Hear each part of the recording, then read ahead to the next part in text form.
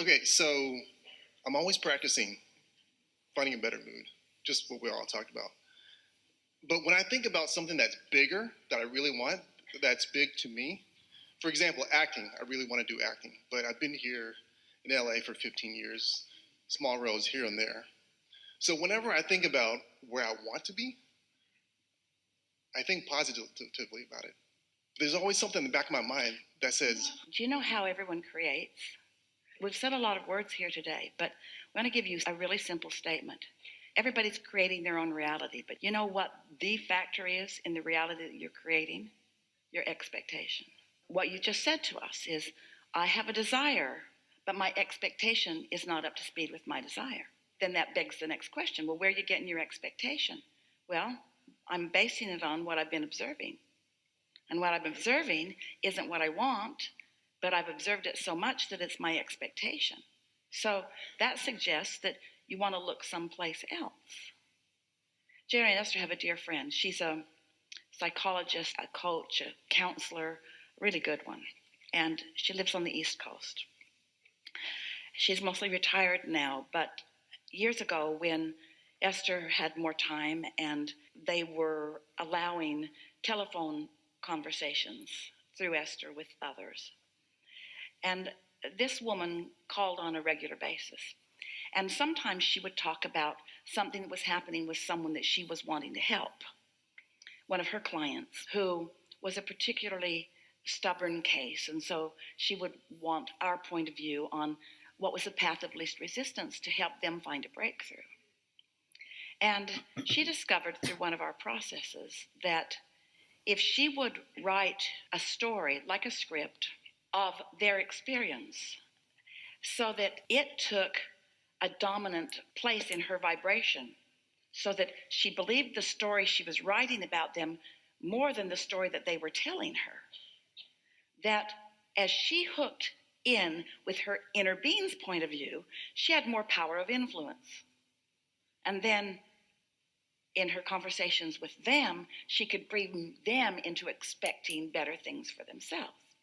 So, for example, she has a son who is a magnificent cabinet maker who didn't have any business or not enough. And his cabinets were the best, and people that had them really appreciated them, but he didn't have enough business. And so his mother, who had been listening to him complaining about not having enough business for many years, his business was 10 years old, heard us one day saying, you cannot let your expectation about his business be based upon what's been going on or even what is going on, because there's a vibrational version of it that we'd like to tell you. So we told her the vibrational version. We told her what he'd created, that his suffering had created more business, and that his belief that there was only one of him had created more tools. And a lot of things had changed in his vibrational business that he had not let change in his physical reality. So his expectation was stuck in a place that wasn't serving him, but his inner being's expectation was a whole other story. So we told her that story, and then she began writing that story. She wrote it down. She didn't use her computer. She wrote it longhand every day. She wrote for a few minutes about that new story. And it was less than 1 week before his telephone started ringing. Now, why is that? What is this power of influence? In this case, we're talking about a mother having positive influence when she changed her expectation about her son. Can you imagine the power that you have when you change your expectation about yourself? Can you imagine if you could tell the story that your inner being knows until you own it, until it's your story? Your expectation is your point of attraction. And you can tell by the way you feel whether you're in sync with the story that your inner being is telling or at odds with it on every subject. So you want to ask your inner being for their story, for their version of you as an actor, if you still care about that, because your inner being has a story to tell. And if you believe that your inner being exists, and you believe that your inner being has a perspective, and you're willing to listen to the expectation, listen to the story that your inner being tells you, and you're willing to practice it until it's the dominant vibration within you, then what you're outputting will be in sync with what your inner being is outputting, and what comes to you will reflect the change in your expectation. We used to talk about bridging beliefs, but it's a more powerful word. Change your expectation. Practice an expectation that pleases you. So when you think about it, think about anybody that you know. What's your expectation?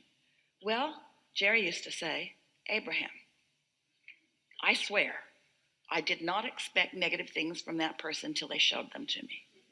And after they showed them to me, then yeah, I'll admit, I started to expect it. And we always said, whoa, whoa, whoa, whoa, whoa, whoa, whoa, whoa, whoa. There was an expectation before the expectation, before the expectation, before the expectation. And we don't want to go back to all of that. There's not enough lifetime for any of you to do that. Just know that if things aren't working out for you the way you want them to, it's because you've got an expectation that's in the way that you've got to change. And what's an expectation? An expectation is a belief. It's a thought that you continue to think. So you got to think some different thoughts. It could not be a simpler thing. But then you say, how can I think a thought that's different than the reality that I'm watching?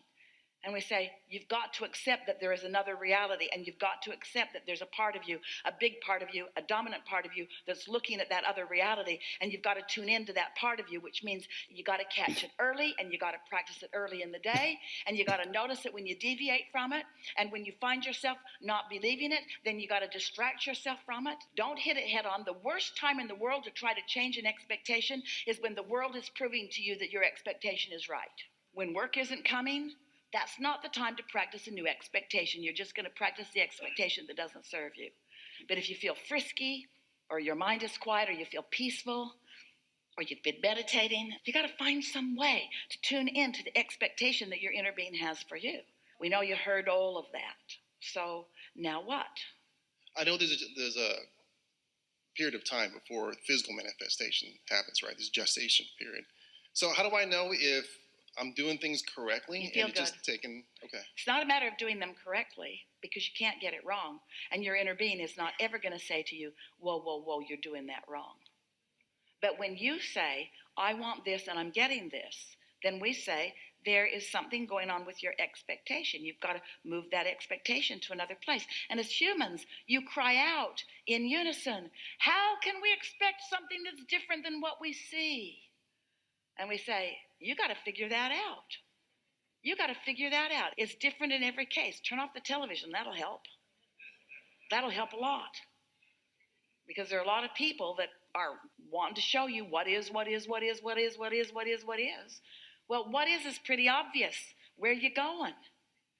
That'd be like you're out on the road and you've decided that you're going to do a live broadcast to anyone who wants to watch you about your journey.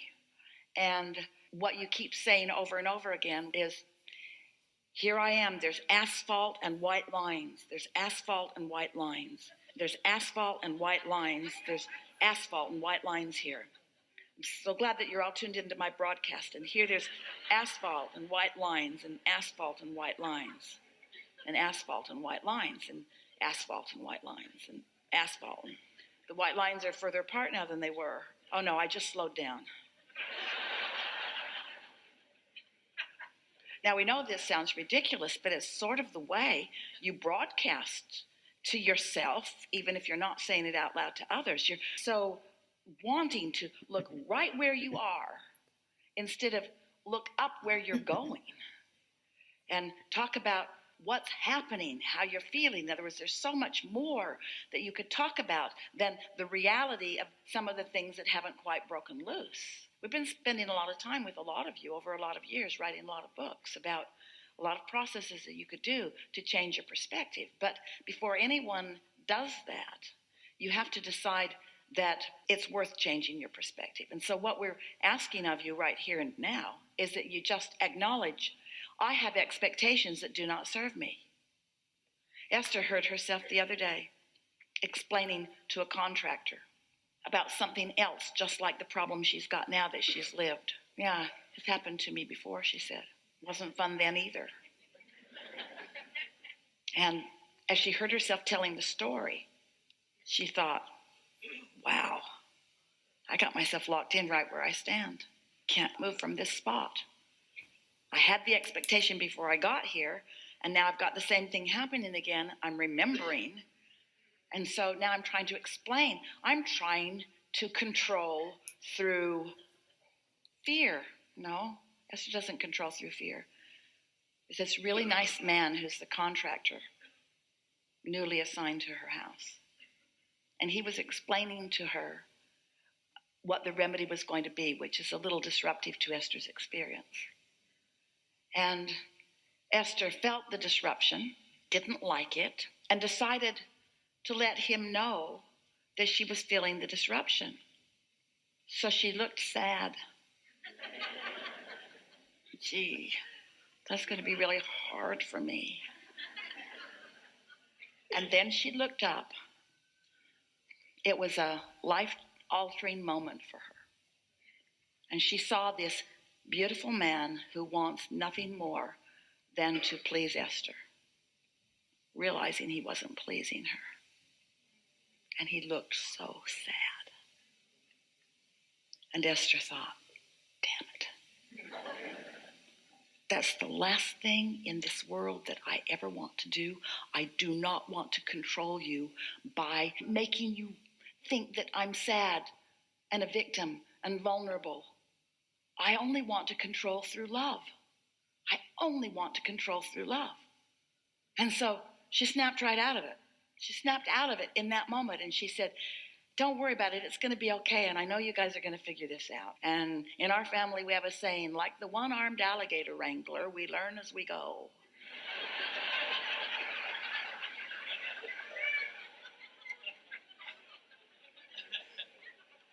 Immediately, all she wanted was to let him off the hook. She wanted to guide, she wanted to control her experience with him through love and honoring him and acknowledging his value. She didn't want to bring diminishment to him by flashing her own diminishment to him. You see what we're getting at? Whew, it's so big, isn't it? It's so big.